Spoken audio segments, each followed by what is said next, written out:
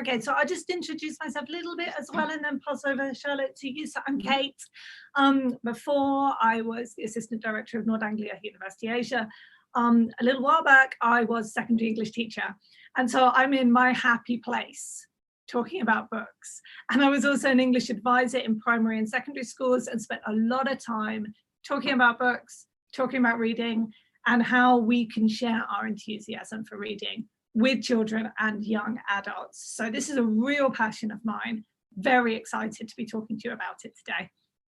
So yeah, thank you. My name is Charlotte Lane, and yeah, I work here with Year 2 at North Anglia in Hong Kong. I completed my PGCE in 2005 in primary education, and since then have worked in primary schools across age groups in the UK and Switzerland, and now in Hong Kong.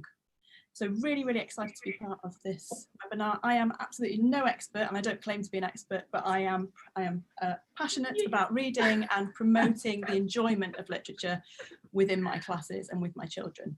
So hopefully, even if you just take a little bit away today, it helps towards encouraging and establishing a reading culture amongst your children. Yes. So we're going to do this quite informally. We're going to go back and forth, taking different slides, maybe interrupting each other. And if anybody has anything they want to say during the webinar, you can tell us in the chat or even unmute and ask your questions. We're very, very happy for this to be interactive, when we would like you to actually add some stuff about a few slides in when we start talking about the books that you love. So let's make a start. Okay, so I'm going to start with why reading is so important, and specifically why reading for pleasure is so important. And there is a difference about reading and reading for pleasure. And these are some bits of information. I'm sorry, there's a lot of text on this slide, so I'm going to summarize it. These are some bits of information that kind of blow my mind and remind me why, just as human beings, it's important that we read. So there's something around how reading literature makes us both smarter and nicer, because it increases our capacity for empathy. The work that we do, being able to connect with the characters in the books that we read, and this is more fiction than non-fiction, actually makes us better able to connect with the people that we meet in real life around us. And there is some really interesting research on how reading for pleasure is used in hospitals, and reading for pleasure is used in things like prisons as a way of encouraging people to develop greater skills of empathy. And this is shown most strikingly in the quotation from Neil Gaiman on the right. Now, Neil Gaiman, one of my favorite authors. I think he's amazing. And he does these amazing speeches. And he says he was once in New York and he listened to a talk about the building of private prisons. Apparently, huge growth industry in America. And they have to be able to predict in advance how big their prisons are going to need to be in 10 to 15 years' time. So they've got to build them before they have the people to put in them. And the way that they do that is they use an algorithm. What percentage of 10 and 11-year-olds can't read, and specifically cannot read for pleasure? Now that blew my mind when I first saw it. And I think this is about the capacity for empathy, the ability to connect to a society and people in the society beyond yourself, which is what reading for pleasure develops. So that's one of the reasons why it is so incredibly important. And we've put the links on here. If you ever wanted to follow that up, and you might, because it's fascinating, you can follow the links, and we'll send these slides around as a PDF. So I think, yeah, I'm just going to echo again that word, and I think that encompasses the whole presentation today, is the word pleasure. How can we encourage children across our whole school and a whole range of age groups to read for pleasure? And there's just a few quotes that I wanted to put together, really about expanding your mind and how important it is. So as often as you open a book, you can come to new places and new lives. Books are a uniquely portable magic, and I think that's what we want to inspire in teachers, but also for everyone to remember that it is magic and that it really can open minds. And if you only read the books that everyone else is reading, you can only think what everyone else is thinking. So important for us to remember the reason for authors writing, really, I think, as well. And yeah, the messages that they want to come He writes lovely books as well. Yeah. How do you can lovely books. So I'm going to do a tiny slide on research here.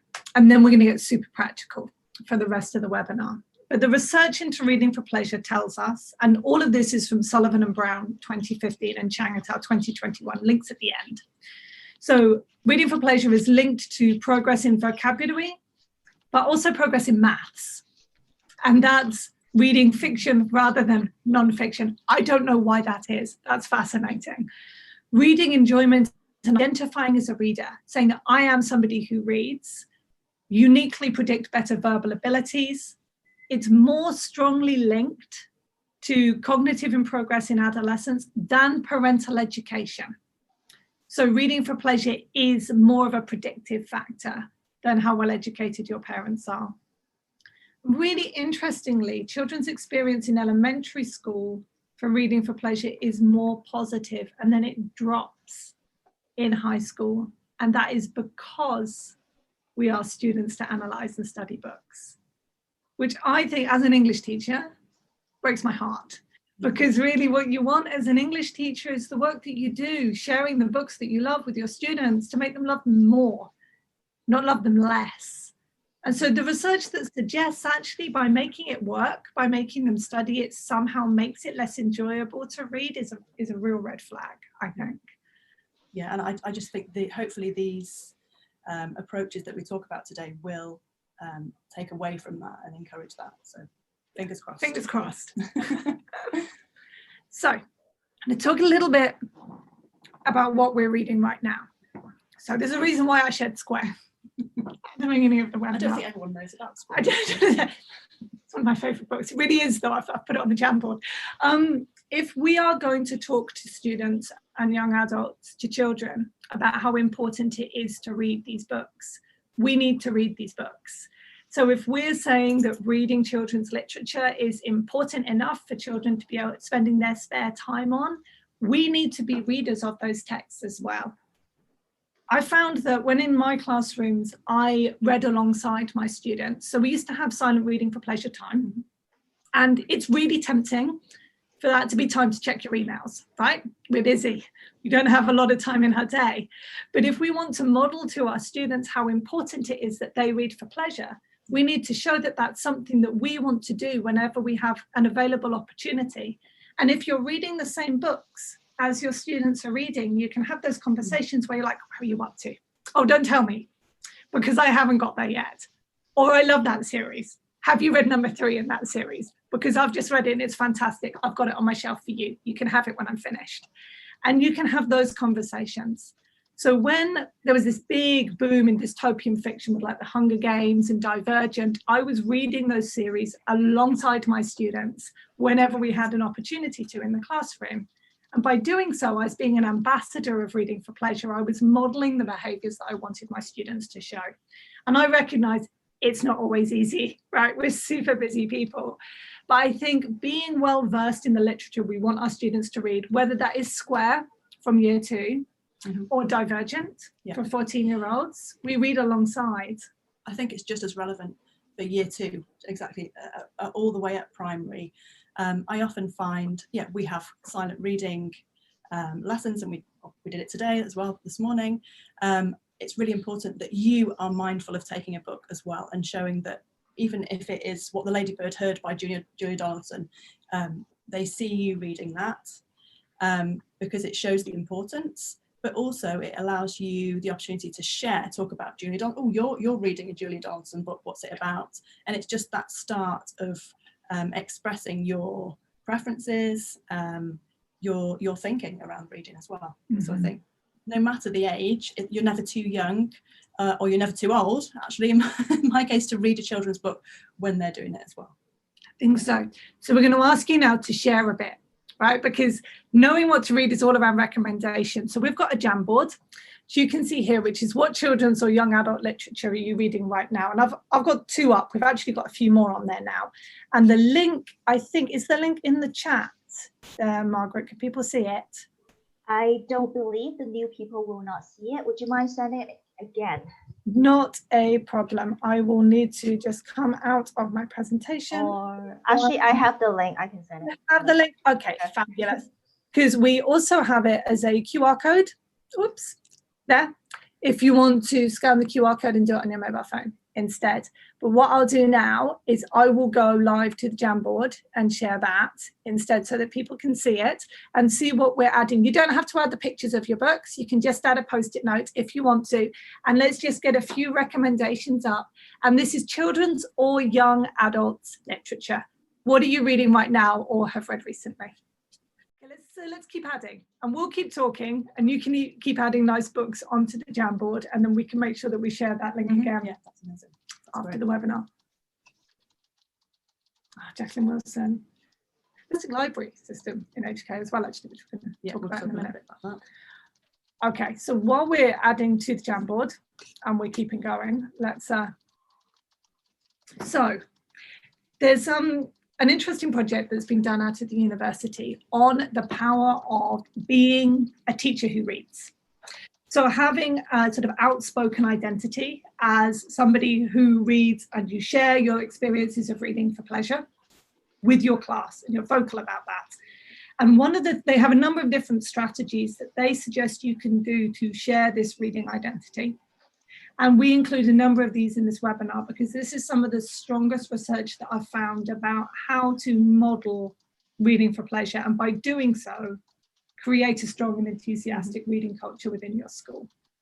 So one of the things they suggest you do is to explore reading histories. Now, this is sometimes we ask our students to do, but also to include your own reading history as a teacher and to share that history. It's quite a personal thing to do with your class. So on screen at the moment is my slightly truncated reading history, which started with my reading when I was very young. I was a very enthusiastic reader when I was young. I used to read all the time, everywhere.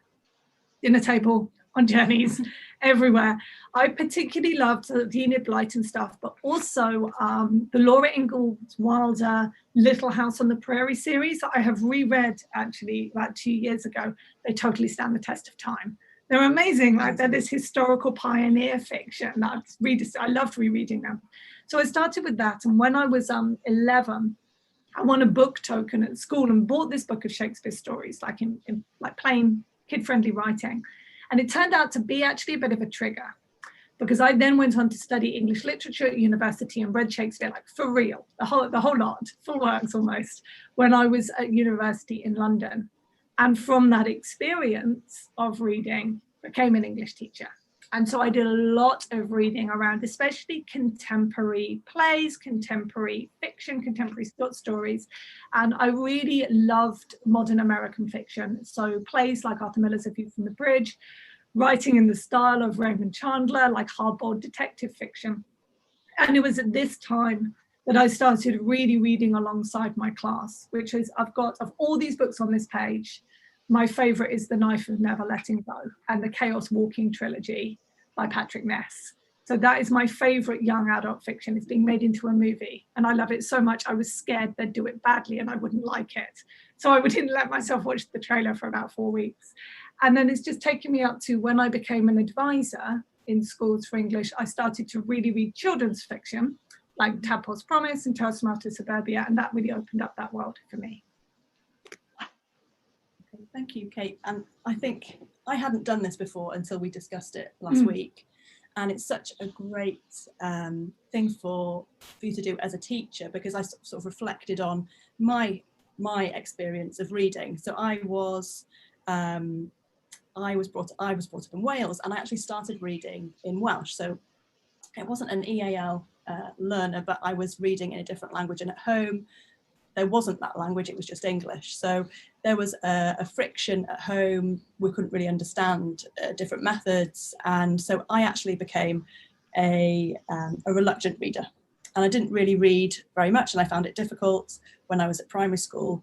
But then one of my English teachers introduced me just probably around year 5 to Roald Dahl. And that got me hooked. And I absolutely loved it. And I think it was just that time when, people actually taught to me rather than telling me how to read. It was talking about the story and more about the enjoyment of reading that got me wanting to read. So then in secondary, I looked into poems as well. I was introduced to poems, and particularly my A-level literature teacher we started looking at texts such as Of Mice and Men and A Room with a View and Shakespeare. And it just makes me think about the teachers that I had and what they did that inspired me. And hopefully, being a reluctant reader, I know why children become reluctant readers, and I can implement strategies effectively within the classroom to help them with that. It's a powerful story, isn't it, to say that you as a teacher, you didn't like reading at the beginning, and that's how you found your way to your own reading identity. Yeah, so hopefully that helps in everybody looking at their journey, and what you can get from that, I think is really important. Lovely thing to do with a class as well, to map out your favourite books and your journey, your reading identity, and how that grows. So other things you can do to create an atmosphere that's positive for reading, that I think we do really well actually in primary more, Charlotte, than necessarily with older children, is talking about favourite places to read at school and at home, and making the space and time for reading for pleasure in school and at home. Now, this is definitely something that becomes more challenging the older the students are. So we know that often primary classrooms have book corners, like this incredible poetry corner that I've got on screen there, and that teachers can be incredibly creative in creating spaces for reading for pleasure. So here are just some beautiful examples that I found on the internet to share. I haven't got any photos of them within school anymore. Space, it's just that the sort of private space that's demarcated is, this is my reading for pleasure space, and I can go, and it's a safe space where I can get away from the world. As a secondary teacher, I also set up one of these within my secondary classroom, because I felt that what we didn't have was a space for reading for pleasure in my secondary classroom, and I used it with all my classes, including my examination years, because I was teaching up into my examination years. And here's an example. This was not mine. Mine wasn't quite as grand as this. It was more of a corner where there were a couple of comfy seats and a place to put a snack. And then I had some shelves where I shared the books that I loved, and then the students could write recommendations and share them, like in bookshops where you pin them to the shelves. But I think providing time and opportunity for students to read for pleasure and the space to do so in your classroom is really, really powerful. I think that leads on to displays and the importance of pictures being worth more than 1,000 words, really. So like you say, really, really good, and maybe more time goes into it in primary. But celebrating that learning is so important. It's a stimulating and motivating environment that we want to create, and displays are part of that. I think it also needs to be interactive. So including bringing their own reading in. Inspirational. So what I have tried recently in my classroom is we have a special bookshelf. We've got lots of books, but we have a shelf where we have 4 books that we shared over the month, and they have access to them, but they also have access to a little post-it, and they can write recommendations to their friends, to me, to other teachers in the school. They can also say if they don't like it, what they do like about it, what they don't like about it, and it's an interactive thing. So just putting things like that in your classroom or in the library, with reviews and inspirational images as well.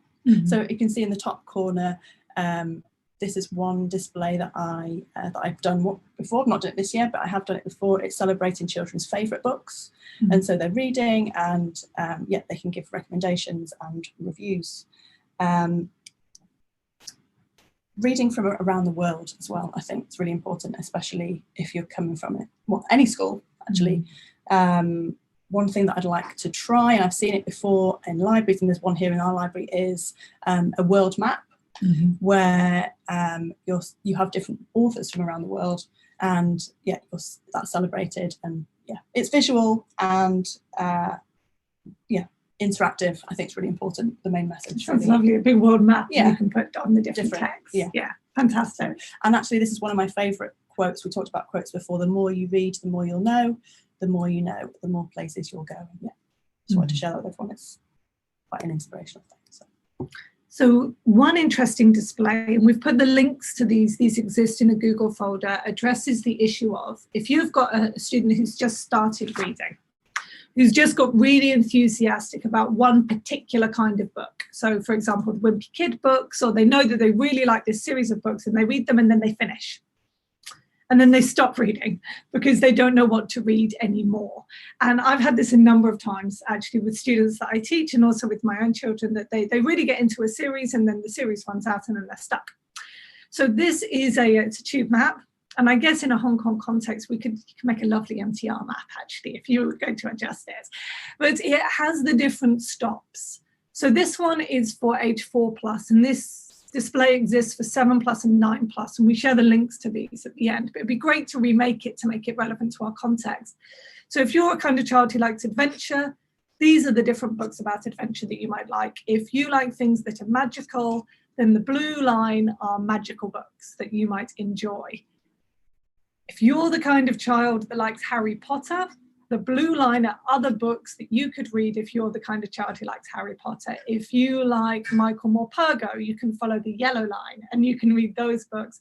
It's just such a lovely, playful way of recommending other texts for those students who just don't know what to choose. And going to a library can be quite an intimidating experience for children if you've just got no idea what to choose next. And so this can be a lovely thing. I've seen it in a few classrooms actually, to have up on your wall, but a really cool thing to remake. And if anybody does make a Hong Kong version, send me a picture because I would love to see it. So how can we take a whole school approach to reading? How can we encourage it on a whole school level? So I know most people, and I'm sure everybody's heard of World Book Day, where children dress up as their favourite character, but what other things can we implement throughout the school? So just wanted to put a couple of ideas down. I don't know if anybody else would like to share maybe in the chat, or if anybody else wants to suggest anything, then that'd be fantastic as well. Yeah. Author events at school, that can be a digital event. So if, especially at this point in time when we might be on VSE, then digital events may be online where authors come and it's discussion, it's interactive and celebratory over throughout the whole school. I found something called Bookopoly, and it is much the same as Monopoly, but again it's played throughout the whole school. Or even throughout a year group, and it is basically works the same as Monopoly. Every time a child's read a book, they earn some money, and street names are changed for genres. Challenge cards are so chance cards are set as challenge. So read a poem or read a different genre to what you might normally be reading. I just thought this could be a really interactive and way to celebrate and fun way. Great display. Yeah, great display. Great display. So a way to get everyone really interested in enjoyment of literature. Community read aloud days was another thing that I thought. We've had parents come in. Often we've asked parents in my classes to come in and read a book of their choice, maybe to celebrate a certain time of the year or a festival, but also bringing in role models from within the community. Maybe if one of the parents is a police officer or a doctor or someone that children look up to, I think them bringing in a story and reading to the whole class is inspirational for children and gives them the opportunity to talk and share literature with other people that they see within the community. Is such a lovely idea, and brings links from outside of school as well related to literature. So that's just another idea. I don't know if anyone else would like to share or. Does anybody have any other whole school reading events that you do? Because you've included a few. Either speak up or pop a message in the chat if you have anything like this.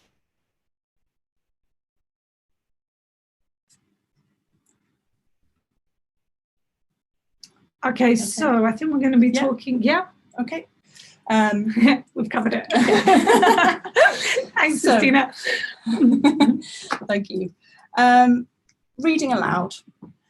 We all know that in primary school we read stories aloud, and I think this links to your point, Kate, where children's experience in primary school is often a lot more positive than when they go into secondary, and it probably links to sort of the over-analysing of texts and word level or sentence level work within primary as well. So I think it's so important that we read aloud to children. There's so many benefits, and I'm going to cover them in a second. Many of us adults prefer to listen to audiobooks, so why wouldn't older children as well? It's relaxing and it's fun. So I think I'll go on to the next slide. So the benefits of reading aloud. Firstly, it's fun. So why not? If it's fun, then it's fantastic. Builds a relationship between students and teachers. It's comforting, and you get an insight into their views, their interests and opinions, and you can really share and build on your relationships with your students. Builds on children's vocabulary. So children that are either EAL or find some sorts of texts or levels of texts difficult to access, then if you're talking, then their vocabulary is increased. That links into gaining access to stories that are beyond their reading ability. Yeah. So they're accessing stuff or literature and ideas that they wouldn't necessarily have access to because they're not at that level. It improves children's attention span and an ability to listen for longer periods, and allows them to interrupt and ask questions, which reading on your own, I think sometimes it can be. It's not lonely because you're with the characters and you're thinking, but it's nice to share and also to ask questions. And I think that's so important in building understanding and learning more about different topics and cultures. It gives children the opportunity to make connections with other personal experiences, again through discussion, and access to more complex stories and expanding children's knowledge and understanding of different topics and cultures. It shows beginner readers and EL readers how fluent readers sound, how the language sounds if they don't have access to it at home, maybe they're just having that at school, and provides children with a richer language. So many benefits to reading aloud. So please do it whatever the age, it's fun and just builds fantastic relationships. And also for students to get fluent in reading aloud as well. I found that in secondary classrooms I would have lots of 15-year-olds who were not fluent readers aloud, especially when we were trying to act out a play script or something like that. Super great practice. It's that modelling. And So really understand the text when you do that. Reluctant readers. So that was me. So how can we get reluctant readers on board? How can we really get them to want to read? Choose literature or suggest literature that they are interested in. So you really need to have that relationship with your children and choose stuff that, like Guinness World Records, if you know that they might be interested in it, or non-fiction texts about sharks or animals. Just so important. Even magazines, it doesn't really matter what genre they're reading. If they're interested in it, then they're going to want to read more, and they're going to build on their reading skills. So again, access different genres, poetry, and reading for a purpose is so important, I find, with younger children, but also older children. Create an environment where they're going to need to read, for example, set up a cooking activity where they have to read a Jamie Oliver recipe, or a slime workshop where they have to follow instructions, or let's play a new game, we're going to have to read through the instructions. So there's so many different ways that children can read and enjoy reading, rather than a thick, heavy story. Scary book. Yeah, and short stories as well. I know from my experience, I was just, it scared me, a big long book. whereas short stories, it was easy access and made it so much more enjoyable. So one fun task you can do to highlight the benefits of everything you read with students is to think, what do you read in 24 hours? And I've put some examples here. I've got, one of my boys is a reluctant reader, but he really loves reading the subtitles on Japanese anime. So he spends a lot of time watching TV and reading the subtitles on it. Actually, I'm fine with that because he's either learning Japanese or he's practicing his reading. And that's a real win-win situation for me. Either is totally fine. So reading within the environment, and that's an especially complex task in a bilingual or plurilingual environment, which Hong Kong is, right? There are multiple languages in our environment, as there would have been in Wales with you growing up as well, Charlotte. So if we think of what we see every day, you're going to see the road signs, you've got your TV shows, you might have your text within your games, such as the one in Minecraft that I've put up there at the bottom. We've got instructions that might be a form of reading sequencing, which don't even have any words. And I've put the Lego instructions there. I am a particularly bad graphic reader. I don't do well with picture books as like graphic novels or visual instructions. I'm better with the words. That's where my practice has been much more secure there.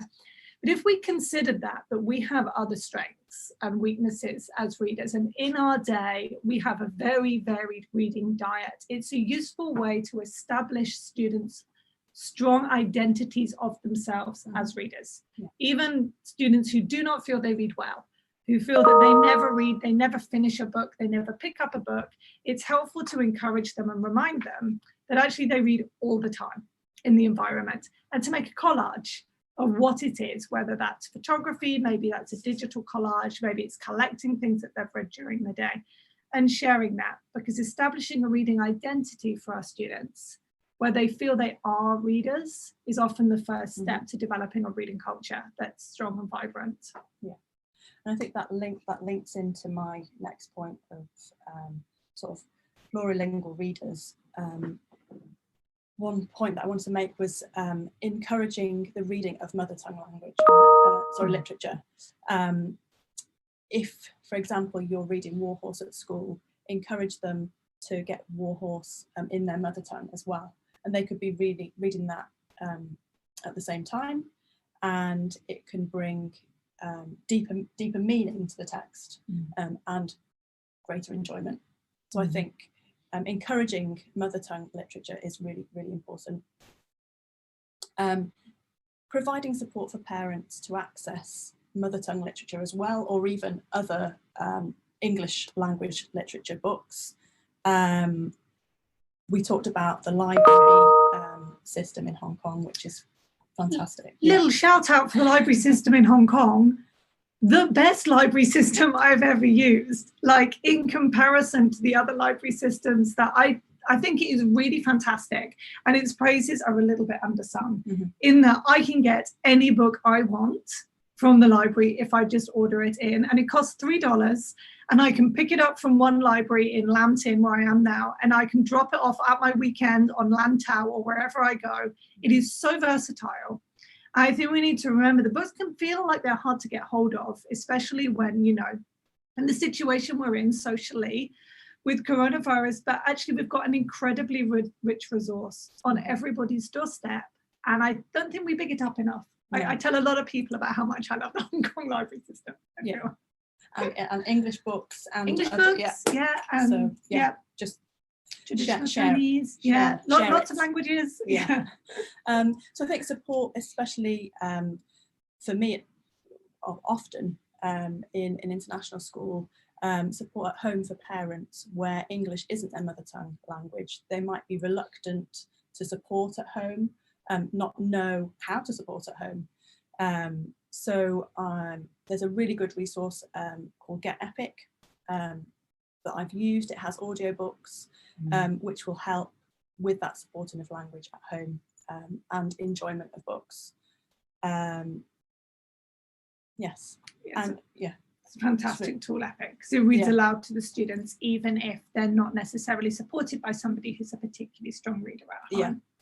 So they can access. There's so many books on there which are fantastic, and audiobooks as well as non-audiobooks. So definitely a great resource for parents at home. Yeah, and you can have a school subscription or a personal subscription to the app for a relatively small fee. So I bought it personally before I realised the school had one. Always the way. So sharing is so important. I think we've talked about it previously, but creating peer communities of reading. I'm sure everyone's heard of a Goodread, which is a recommendation site for reading.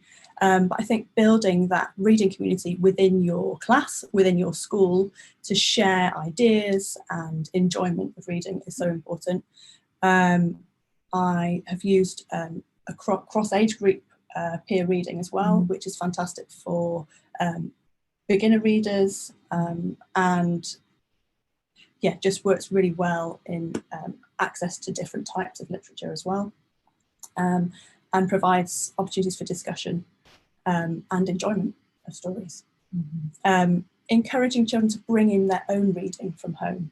So it's not just limited to what we have in the classroom. Bring your books in. So my children will bring them in, we'll put them on our special shelf, and they can share and recommend to each other and celebrate what they have outside the classroom as well as inside. Instagram, so sharing on social media is such a huge aspect and so important. We've discussed this in sharing children's work as well. Yeah, big shout out for Instagram poetry here at the moment. I was, when I was in the classroom, I was trying to find a way to make poetry feel more modern and more relevant, and turned to social media to see what was on there. And there is a massive community of poets on Instagram, which I was not aware of beforehand. I mean, there's a lot of people sharing their feelings, right? So you need to curate it quite carefully. But actually, it's a very, very popular space. And there are some poets that have grown from Instagram into published versions, like Ruby Core, for example. And Twitter is another good space for poetry. Kate Clancy, who's a professor at the University of Reading, shares her students' poetry in that space. And it is really beautiful, like stunningly beautiful. And it's a way of showing potentially that the poetry we read and find moving and exciting isn't from dusty books written 150 years ago, but is something that is modern and is relevant. That we can share as part of what we do on social media. And just you can see the magic paintbrush, we're doing that at the moment, and this is one of my students' reviews. So this is the post-it system we have in our class, and he's written what he liked about the book and has recommended it to one of his friends in the classroom. So just a way of sharing, and I think social media is just, access is so available today that we should use it, and we should put it out there and share it with the children as well. I'm just going to talk a little bit about diversity and representation. So, considering how much the students that we teach are represented in the literature that we read, this is interesting, can be a difficult topic to talk about. I remember sharing books with my students and not a single one had been written within their lifetime. And so the society that it represented was not the society that they lived in. Nothing feels more alienated than reading a book that doesn't feel relevant to your time and place. And are the characters in the books like the characters you like in your life, like relevant to you as a person? Yeah. Do you see yourself? There was a wonderful study done by a girl and her mother where they went through all the books in their library to try and see how many of them had a female protagonist who did something that wasn't related to marrying a boy. And they managed to weed out all of the books apart from a very small pile where there was a girl who went out and achieved something in the world. The girl I put on screen at the moment is Marley Diaz, and she's done a project called 1000 Black Girl Books, because she said that she went to school and she didn't read a single book with someone like her in it. And so what she wanted to do was write a list of books that had characters just like her. And that list exists on the internet. So it's worth doing a bit of an audit, even if it's not of your library, it's of the books that you have in your classroom, considering The books that you have in your space around you that you're recommending to the children that you teach, do they feature characters like them? Mm-hmm. Can they see themselves in the text that you're reading? And if not, you need to go find some more exciting books that do, that you can talk to them about. I think the characters, I also think the authors as well. Yes. And what authors do they see, and where are those authors from, and do they see themselves in that author? And I've done this, and I would encourage everybody to do it in their classroom.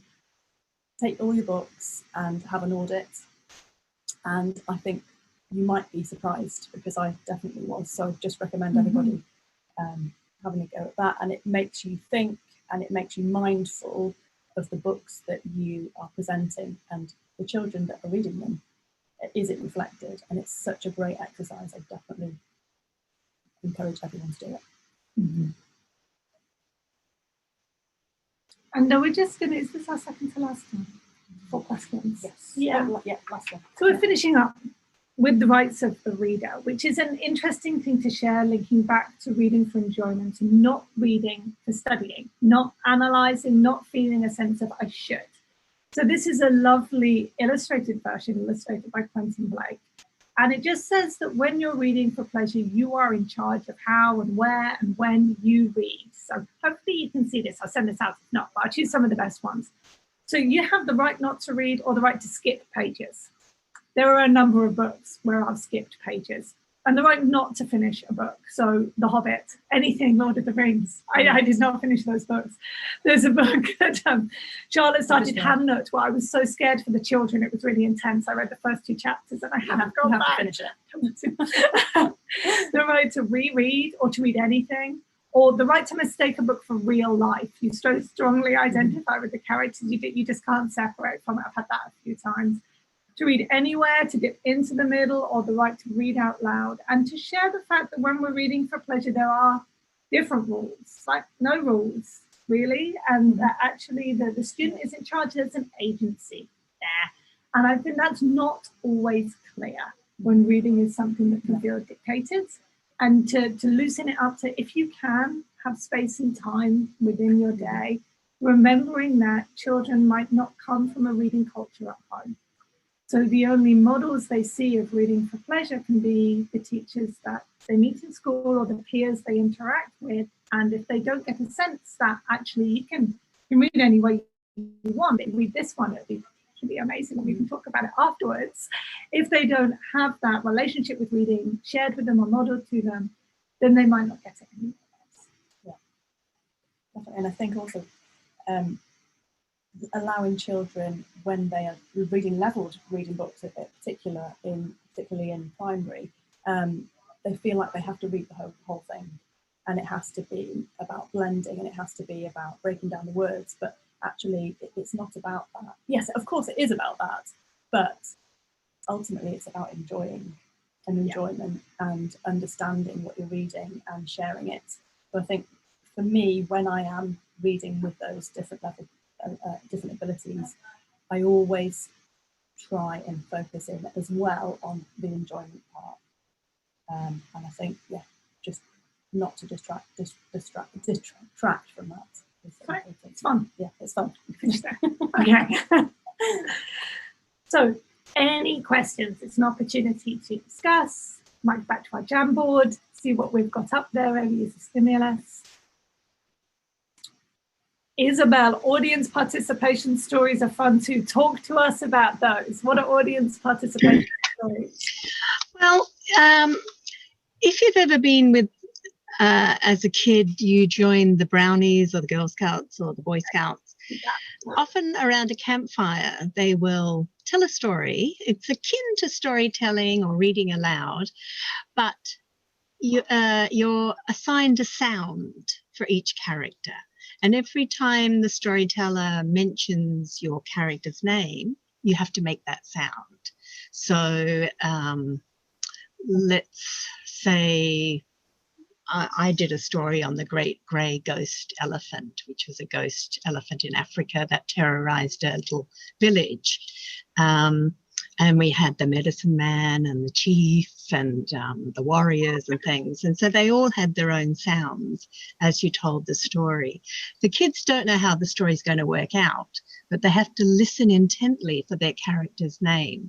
And when they hear it, they make that sound. So the medicine man might be shaking a medicine bag like shilly shally, shilly shally, shilly shally, or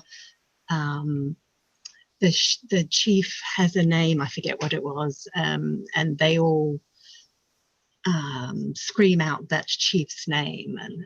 And so they all have sounds and things like that to make. So it's kind of a lot of fun as the story mixes a lot of characters closely together, you get an overlap of a whole lot of different sounds and things. So the Scouts often do that.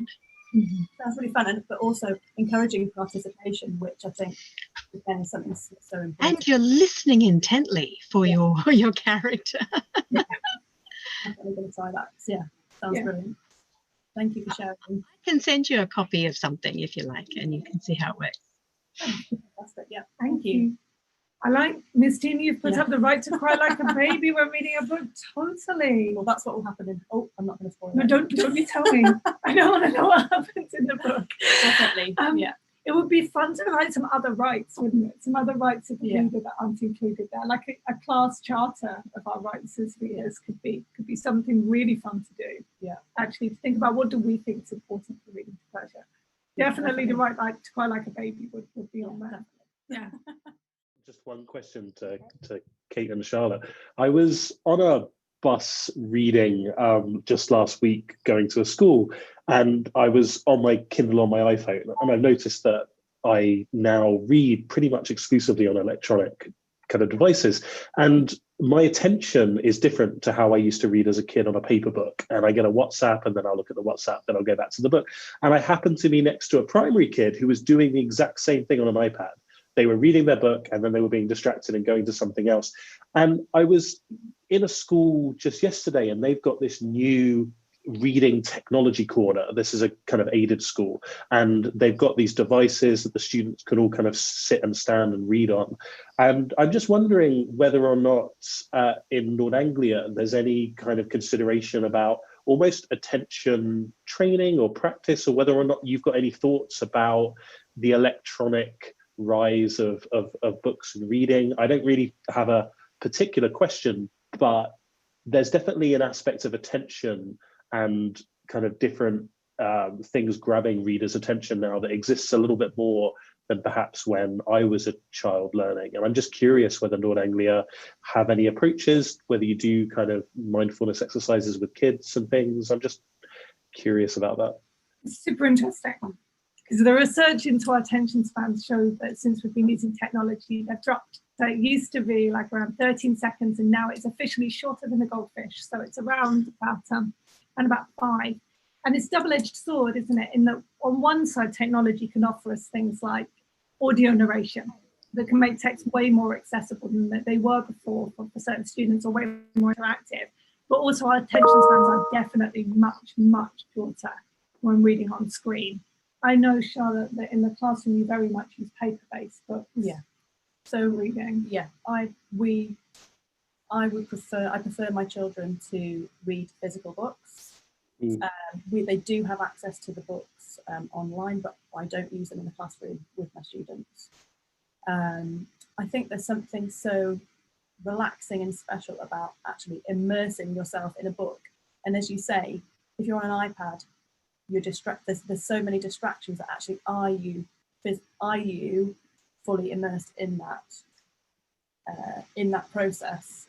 Then yeah, that's the question they ask as well, isn't it? Really, there's something special about holding a book and reading a book, and as well. I think that's lost through the use of technology too. I'd love to see the research on it, because I'm sure that somebody out there has done a wonderful paper. I'll take a look after this. It would be a super good topic, wouldn't it? It's such a lovely study to look at. Like, does it make a difference, or do those technological affordances actually encourage our students and improve their reading? Yeah, no, it's interesting. And I think if you ask your students to take an iPad especially possibly with the younger students, I'm with 2 at the moment, to go into Epic on their iPad. Are they actually going to go into Epic and read a book, or are they going to be distracted to go into something else? Yeah. The eternal challenge of students' attention is the same as ours as adults, I suppose. Thank you so much. Okay, I just want to go back to our Jamboard then one more time. I wonder if I can get it up. Yeah, 2 seconds. Just to see what we've got on there. So let's call this up. Oh, we've got a lovely selection here. We've got somebody who's put tons on. Fantastic. Let's see if we can make that any bigger. So this is going to stay up. I'm happy to keep adding to this, and Charlotte, if you could put some more things on there as well. I think that the key message for us to be enthusiastic readers of children's literature and young adult literature, to model reading for pleasure with our students when we want them to read for pleasure too, is key there. Yes. Thank you.